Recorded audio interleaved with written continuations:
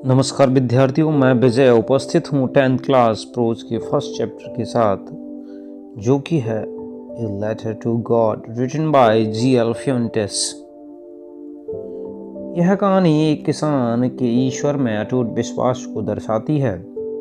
वह विश्वास था कि इस वर्ष उसे एक अच्छी फसल प्राप्त होगी, लेकिन अचानक ओलावृष्टि प्रारंभ होती है और उसकी संपूर्ण फसल नष्ट हो जाती है और साथ ही साथ नष्ट हो जाते हैं उसके सभी सपने। लोग कहते हैं कि विश्वास बड़े से बड़े पर्वतों को हिला सकता है, लेकिन हमें किस चीज़ में विश्वास रखना चाहिए? यह कहानी इन सभी प्रश्नों का उत्तर शानदार ढंग से देती है। तो चलिए प्रारंभ करते हैं। लैंचो का मकान संपूर्ण घाटी में निचली पहाड़ी पर स्थित था। इस ऊंचाई से पके हुए अनाज के खेतों को देखा जा सकता था। वह खेत एक अच्छी फसल का वायदा करते थे, जिन्हें कम से कम एक वर्षा या बौछारों की आवश्यकता थी। पूरी सुबह लैंचो उत्तर पूर्व दिशा में आकाश की ओर देखता रहा। उसने अपनी पत्नी से कहा कि वर्षा होने जा रही है। उसकी पत्नी, जो रात के लिए भोजन तैयार कर रही थी, उसने जवाब दिया, हाँ, यदि ईश्वर ने चाहा तो। लंचो के बड़े बच्चे खेतों में काम कर रहे थे, जबकि छोटे बच्चे घर के निकट खेल रहे थे। लंचो की पत्नी ने उन सभी बच्चों को खाने के लिए बुलाया और वे सभी खाना खाने लगते हैं। तभी, जैसा लंचो ने भविष्यवाणी की थी, वर्षा की बड़ी बड़ी बूंदों का गिरना शुरू हो गया। उत्तरी पूर्वी दिशा से बादलों के विशाल पर्वत आते हुए दिखाई दिए। हवा ताजी और मधुर थी। लैंचो वर्षा की खुशी को महसूस करने के लिए बाहर गया और वापस लौटते हुए उसने कहा, ये आकाश से गिरती हुई वर्षा की बूंदें नहीं हैं, ये तो नए सिक्के हैं। बड़ी बूंदें 10 सेंट्स तथा छोटी बूंदें 5 सेंट्स की हैं। पीसो, जो कि मैक्सिकन कंट्रीज की करेंसी है, एक पीसो में 100 सेंट्स होते हैं। उसने एक संतुष्टिपूर्ण भाव से अपने अनाज के खेतों की तरफ देखा। वे बारिश के आवरण से ढके हुए थे, लेकिन अचानक तेज हवा चलने लगी और वर्षा के साथ साथ बड़े बड़े ओले गिरने लगे। ये ओले वास्तविकता में चांदी के सिक्के जैसे प्रतीत होते थे। लैंचो ने चिंता व्यक्त की और कहा, मुझे आशा है यह ओलों का तूफान जल्द ही गुजर जाएगा।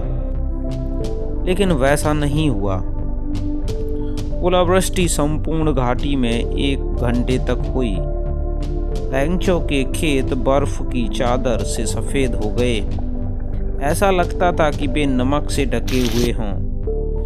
पेड़ों पर एक भी पत्ती नहीं बची थी।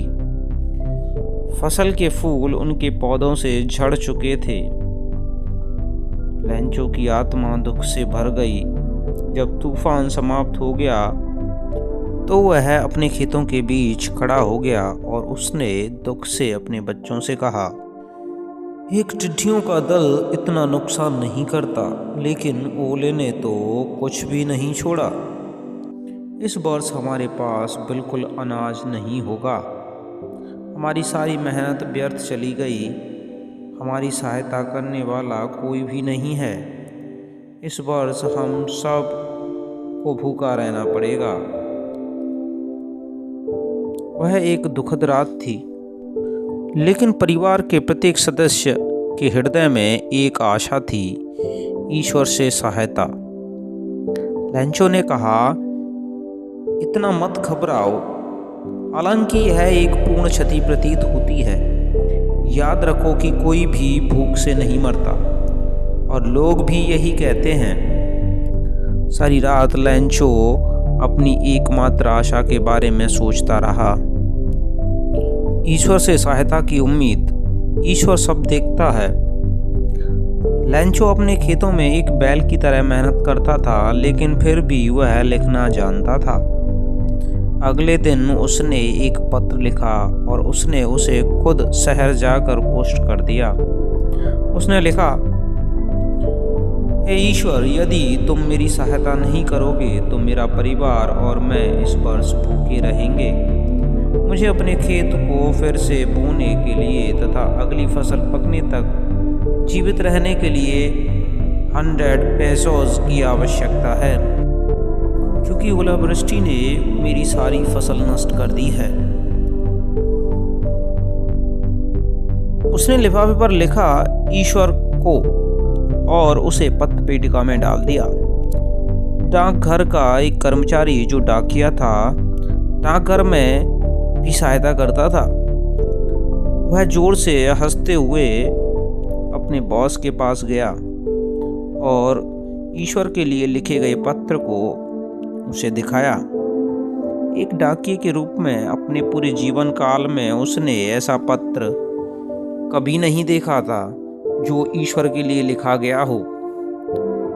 पोस्टमास्टर, जो कि एक मोटा, मिलनसार और खुशमिजाज व्यक्ति था, पत्र को देखकर वह जोर जोर से हंसा, लेकिन शीघ्र ही वह गंभीर हो गया और पत्र को उसने डेस्क पर थपथपाते हुए कहा, कितना अटूट विश्वास है।